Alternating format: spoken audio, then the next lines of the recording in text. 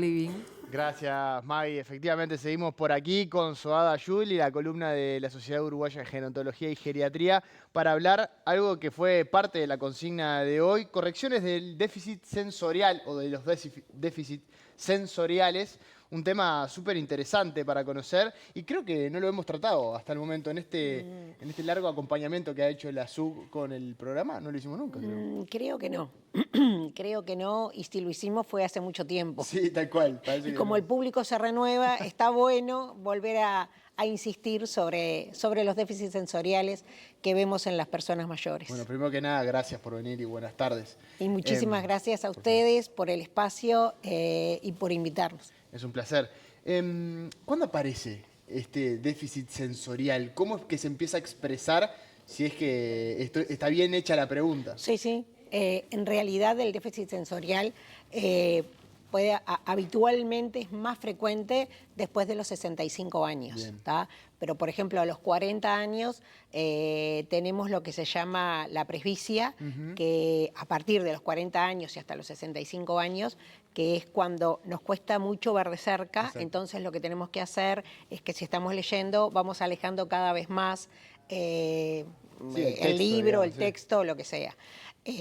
Eso habitualmente, por eso te digo, empieza a los 40 años y se soluciona con lentes.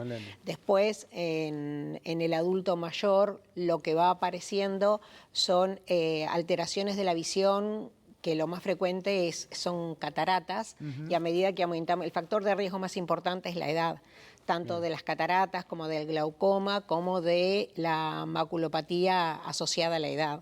Hay disminución de la visión que se revierte, como por ejemplo con el tema de las cataratas, que habitualmente el paciente te dice que no está viendo bien, que no está viendo claro. Sí. Las cataratas habitualmente son bilaterales y simétricas y el tratamiento es quirúrgico, no hay tratamiento médico para las cataratas. Entonces, habitualmente cuando el paciente viene al geriatra y le dice justamente que tiene una disminución de la visión, lo que hace es derivarlo al oftalmólogo para ver, porque en ese caso hay que ver si son cataratas, en donde el tratamiento es quirúrgico, si es un glaucoma, que es otra patología frecuente, que es presión a nivel intraocular. Sí. Entonces el oftalmólogo mide la presión intraocular y bueno, habitualmente la presión intraocular tiene que ser menor de 21 milímetros de mercurio. Bien. Bueno, si empieza a ser más, para eso, si es un glaucoma de ángulo abierto, lo que se hace es, se da medicación, se dan las gotas, que habitualmente los pacientes mayores usan, diferentes tipos, entonces eso hace que disminuya la presión intraocular y habitualmente no se necesita la cirugía. Y después tenemos la maculopatía asociada a la edad, que también, esto lo que tiene es que no es reversible como las cataratas o el glaucoma, sino que en realidad la maculopatía asociada a la edad es irreversible. Claro. Entonces, y también habitualmente es bilateral, entonces lleva a la ceguera del paciente. Claro. Lo Además, que pasa eso es es progresivo, ¿no? Es progresivo. Un televidente nos escribía justamente de que tenía esa situación, pero que lo podía tratar. Más allá que fuera irreversible, creo que se puede achicar. Hay tratamientos, exacto, que lo que hace es enlentecer la enfermedad, pero no es como la catarata, que vos tenés catarata, si tenés la opacidad del cristalino, operás y revertís la enfermedad. Claro. En ese caso, a ver no. como anteriormente. En el 90% o más de los casos se recobra la agudeza visual previa a la catarata. Los factores más normales, mejor dicho, los sentidos que se van perdiendo más normales, más comunes, viene a ser la visión. La visión y la audición. Y la audición, La visión y la audición, lo que pasa que es lo que nos hace declinar más funcionalmente, porque son los órganos de los sentidos que necesitamos para tener, para ser independientes. Sí. También con la edad disminuye el gusto, disminuye el olfato, sí, y también el tacto también. Digo, la disminución del gusto, por ejemplo, te puede llevar a que no te des cuenta que la comida está en mal estado, por ejemplo, y comerla. La disminución del olfato te evita, por ejemplo, que si tenés escape de gas, lo puedas detectar, o el humo y lo puedas detectar. Y con respecto al tacto también, muchas veces disminuye la sensibilidad porque la piel va cambiando y, por ejemplo, cuando el paciente se baña no se da cuenta que el agua está muy caliente y se puede quemar, o por eso también, para evitar accidentes domésticos, evitamos la bolsa de agua caliente también, porque muchas veces se pueden quemar también.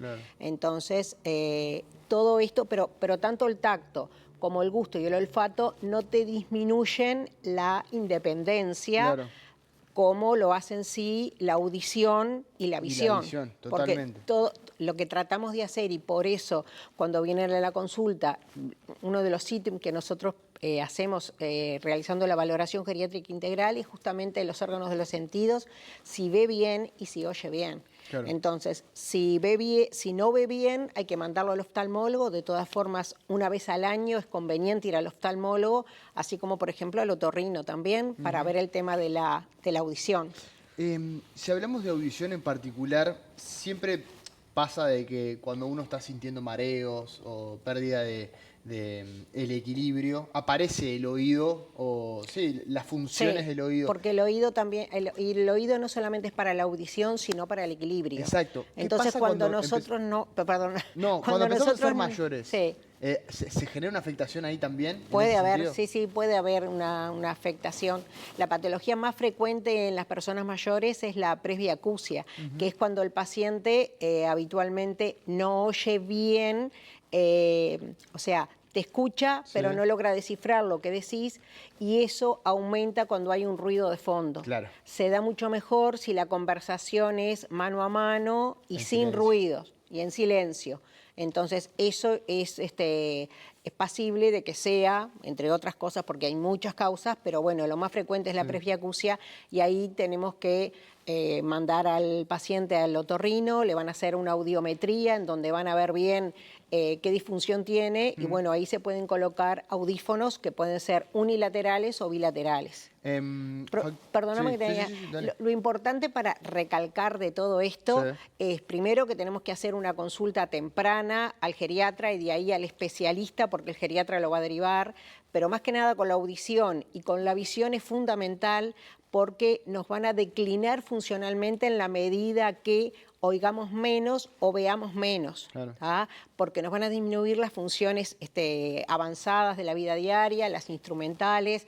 Digo, capaz que si no vemos no manejamos bien el dinero, no podemos manejar bien la medicación. Un paciente con cataratas importantes, digo, tiene una visión, ve como nublado, borroso, entonces, claro, borroso, entonces no puede manejarle el dinero, no puede manejar la medicación, le va a costar para hacer las actividades básicas, bañarse, vestirse, y después todo eso lleva, te puede llevar a lo que es el no ver bien, a tropezarte, a caerte, las caídas, a fracturas, las fracturas a declinación funcional. 100%. Entonces, eso pensando que sea solamente esto, que como sabemos es frecuente la comorbilidad en los adultos mayores, entonces seguramente no tenga solo afectado el órgano ya sea el gusto, ya sea la visión o la audición, ¿no? Cortita, porque ya nos estamos quedando sin tiempo, consultate la edad que vos recomendás para que los pacientes, las personas y los televidentes que nos están mirando, bueno, tengan la oportunidad de ir, sobre todo para prevenir esta situación. Bueno, en realidad, como siempre decimos, ir al geriatra a los 65 años, aunque a la gente le parezca que es muy joven, y en realidad hoy por hoy se es joven, porque a los 65 años las mujeres tenemos una expectativa de vida casi de 20 años más, es muchísimo tiempo.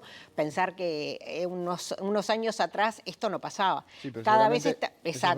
Esos 20 años lo vas a vivir muchísimo mejor con la atención. Y bueno, a partir de ahí, enseguida, habitualmente si no hay disminución de la audición o de la visión, también se puede hacer una consulta cada 2 años al otorrino o al oftalmólogo para que valore cómo está. Soad, muchísimas gracias. Pero por favor, muchísimas gracias.